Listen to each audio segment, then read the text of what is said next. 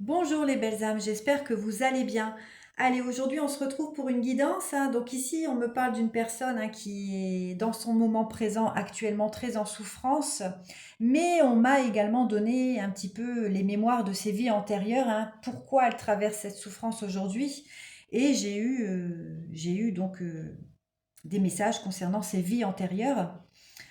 Et puis les conseils aussi, pour pouvoir atteindre pleinement sa lumière. Donc je vais vous expliquer, hein, ce que cette personne est en train de traverser. Donc c'est une guidance générale, ça ne pourra pas parler à tout le monde. Prenez les messages avec discernement. Je n'ai pas de polarité, donc ça peut être aussi bien un homme ou une femme, hein, peu importe. J'ai pas les énergies. Allez, on y va. Donc ici, c'est une personne actuellement qui se retrouve seule face à ses mensonges, en fait, hein, à sa duperie, à sa fausseté. Elle se rend compte qu'elle a porté beaucoup de masques, que sa vie a été vraiment un tissu de mensonges. Et aujourd'hui, cette personne, elle est en train d'évoluer dans sa nuit noire de l'âme. Donc c'est vraiment une période très difficile pour cette personne, hein, parce qu'elle est vraiment dans le noir complet. Elle doit affronter cette part d'ombre, hein, par rapport à la perte, hein, qu'elle traverse, qu'il ou elle traverse. Et on voit que cette personne actuellement est vraiment plongée dans ses ténèbres. On voit que cette personne également traverse une grande souffrance émotionnelle, hein. Elle ressent beaucoup de culpabilité. Elle a un corps physique qui est très souffrant. Elle se recroqueville sur elle-même. Et elle sait aussi que c'est une sentence qu'elle mérite, hein, ou qu'elle s'inflige en tout cas, enfin qu'elle mérite, non, on mérite, il n'y a personne qui mérite ça, mais elle a l'impression en fait, cette personne, de mériter cette sentence. Voilà, excusez-moi, hein, je me suis un petit peu embrouillée, mais c'est une personne aujourd'hui qui a l'impression qu'elle doit s'infliger cette sentence en fait, hein, par rapport à ses choix. Et puis, surtout une sentence par rapport à ses adversaires, hein, qui sont responsables finalement de cette situation par rapport à cette personne aujourd'hui. Et on voit aussi que cette personne aujourd'hui, donc qui est dans cette souffrance, cette culpabilité, hein, émotionnelle mais aussi physique, on me dit que cette souffrance, elle doit vraiment se recueillir dans le calme, hein, faire un moment de silence, vraiment le temps qu'elle le désire, et surtout de se reposer, hein, pour pouvoir venir apporter une vérité, donc à peut-être des adversaires, hein, qui sont responsables de tout ça, mais ils sont pas seulement responsables. Cette personne aussi, elle avait des mémoires très ancrées qu'elle devait libérer. Et les adversaires qui ont été placés étaient là justement pour libérer ces mémoires. Donc cette personne, elle doit vraiment faire silence, elle doit prendre un moment de méditation pour pouvoir se reconnecter à elle, pour pouvoir traverser cette phase douloureuse, hein, qu'elle traverse, et surtout pour s'apporter une vérité, donc pour les adversaires, mais aussi pour elle-même. Ça permettra à son âme de retrouver une clarté, hein, une lumière, et puis surtout une illumination, hein, pour retrouver pleinement sa lumière et son pouvoir, et pour pouvoir se reconnecter à Dieu, à l'univers, et surtout à sa clairvoyance. Donc là, je vais vous parler maintenant de ce que cette personne a comme mémoire en fait, hein. Donc déjà, elle est arrivée sur Terre avec un refus d'incarnation, hein. Elle a refusé son incarnation. Donc elle a eu du mal à s'intégrer et s'épanouir sur Terre. Elle n'arrivait pas à trouver sa place. Elle était beaucoup plus reliée au monde subtil qu'au monde terrestre, qu'à la matière. Et bien souvent, ce rejet d'incarnation, il faut savoir que ça commence à... Enfin, c'est déjà installé, en tout cas, quand vous êtes dans le ventre de votre mère. Parce que cette personne a ressenti que sa mère ne le désirait peut-être pas, ou que un de ses deux parents ne le désirait pas, d'accord. Donc, c'est pas forcément la mère, hein. Ça peut être aussi le père, hein, qui refusait ben voilà, que cet enfant naisse, mais que la mère a décidé de le garder, mais que la mère a vécu une grossesse très difficile étant donné qu'elle est, voilà, que c'était son choix personnel, mais du coup ça a apporté un poids à cette maman en fait, hein, qui a dû porter cet enfant alors qu'elle savait qu'elle allait l'élever toute seule, ou qu'elle n'allait pas en tout cas être aidée par l'autre parent. Donc cet enfant, en fait, hein, cette personne aujourd'hui qui vit cette souffrance, c'était un enfant, bien évidemment, il était dans le ventre de sa mère, et il a déjà ressenti ce rejet d'incarnation avant même de naître. Il a ressenti que sa mère ou son père ne le désiraient pas, hein, et qu'il n'aurait pas cet amour, en tout cas, pour arriver sur Terre. Et du coup, forcément, quand il est né, eh ben, il n'a pas réussi à trouver sa place sur Terre dans la matière, et il avait qu'une envie, c'était de repartir. là-haut, à la maison, hein, dans le monde subtil. Mais il faut savoir quand même que cette personne, c'est un être divin de la création de Dieu. Et peu importe si les parents, voilà, si les parents ont vécu ce désir de, enfin, ont vécu cette, comment je peux dire, ont eu en tout cas euh, pas envie d'accueillir cet enfant, Dieu l'avait décidé. Vous voyez, c'est quelqu'un qui avait signé ça comme ça, en fait, hein. Il devait traverser ce rejet d'incarnation. Et puis, c'est avant tout un enfant du divin. Donc, on sait que nos parents terrestres, voilà, ce sont nos parents terrestres qu'on a choisis, hein, pour notre incarnation, mais on a également nos parents célestes, qui sont le Père céleste, hein, Dieu, et la divine Vierge Marie. D'accord? Donc voilà. Avant tout, cet enfant est un enfant de Dieu. D'accord? Il a fait ce choix, en tout cas, hein, de choisir cette mission, hein, de vie pour venir s'incarner sur Terre, et il a donc décidé de vivre ce rejet d'incarnation. Donc forcément, cet enfant, à partir du moment où il est né et qu'il a grandi, ben, il a manqué d'amour, hein, par rapport à un des deux parents. Et puis forcément, il a la mémoire de rejet qui s'est installée, hein. Il est né avec ce rejet d'incarnation, mais en plus cette mémoire de rejet qui est d'un des deux parents, hein, étant donné qu'il n'était pas désiré. Euh, et du coup, cette personne, en tout cas, elle s'est sentie différente pendant très très longtemps, hein. Elle a vécu ce poids sur elle euh, jusqu'au jour où voilà, elle traverse aujourd'hui cette nuit noire de l'âme et elle va pouvoir se reconnecter pleinement à son âme et surtout à notre Créateur, le Père Céleste, pour pouvoir irradier pleinement de sa lumière.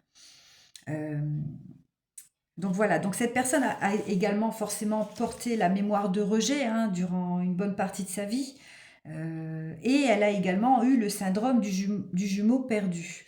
Oui, parce que cette personne avait peut-être aussi un jumeau dans le ventre de sa mère, en fait. Elle attendait peut-être deux enfants, et on sait bien souvent que les femmes, hein, qui ont une grossesse, un cas sur deux, elles peuvent perdre un embryon, mais sans même le savoir, d'accord?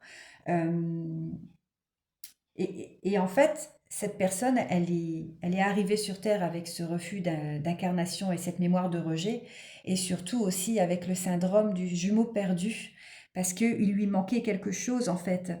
Cette personne a grandi avec un immense vide, en fait, hein, qui résonnait au cœur de son âme, un manque inexplicable, parce qu'elle n'arrivait pas à se sentir complète, à se sentir entier, comme s'il manquait quelque chose, hein, parce qu'on sait que les jumeaux sont très, très fusionnels, hein, ils sont quand même, voilà, enfin, vous imaginez quoi, des jumeaux, c'est, voilà, ils sont sur le même embryon, enfin, c'est le même embryon, quoi, vous voyez, c'est incroyable, quoi. Et donc, cette personne, elle a vraiment, voilà, en tout cas, elle a eu ce poids aussi du syndrome du jumeau perdu, où elle ne se sentait pas complète et elle n'arrivait pas à exprimer, en fait, hein, ce manque inexplicable dans sa vie.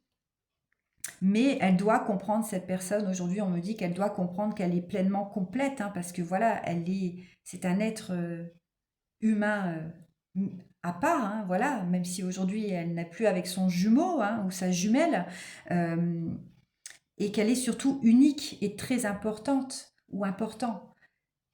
Elle doit en tout cas vivre pleinement pour elle, et elle doit surtout aujourd'hui dire au revoir à son jumeau ou à sa jumelle, hein, en lui exprimant des mots, en la laissant partir aussi, parce que finalement elle fait encore partie d'elle ou de lui.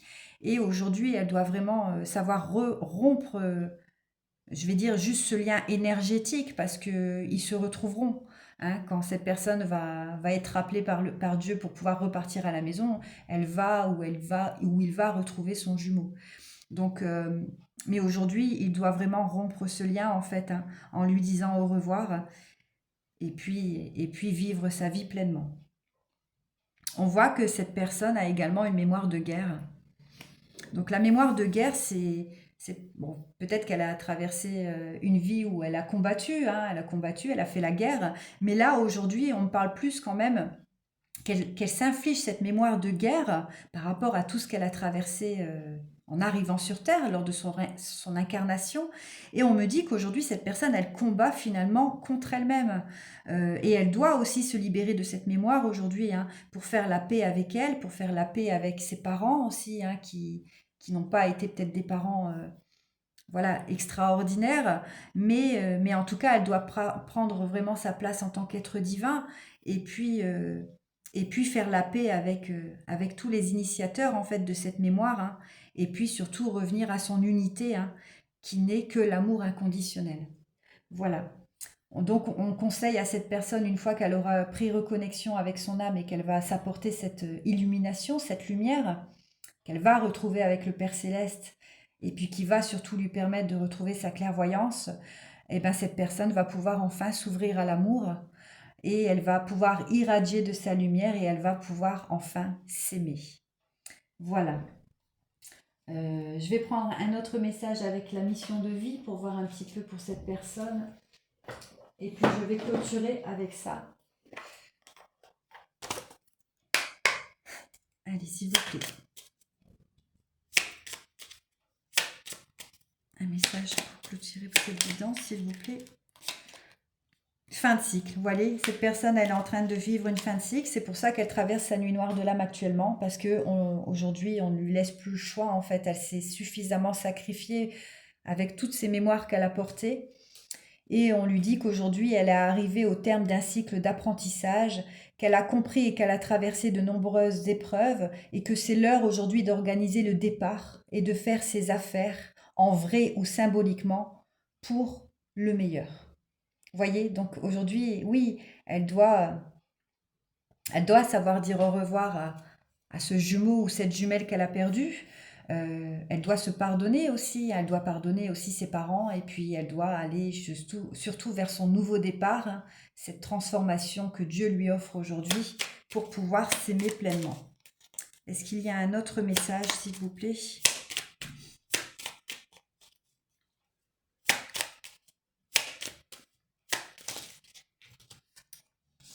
Oui, voilà, on lui demande d'avoir foi en elle, hein.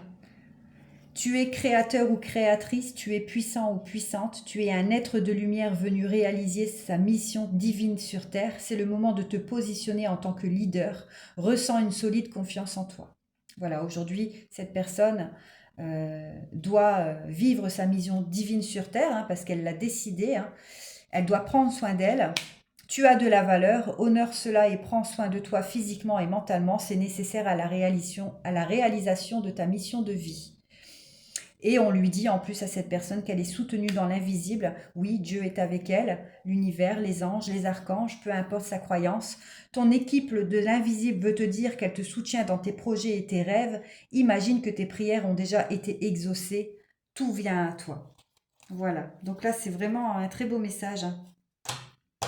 Voilà les belles âmes, ça ne pourra pas parler à tout le monde, hein. J'espère que ça pourra aider des personnes qui ont traversé ce syndrome du jumeau perdu, et de se reconnecter pleinement à leur lumière et à leur être divin, hein, qu'ils sont, hein, avant tout. Voilà, je vous embrasse et je vous dis à plus tard.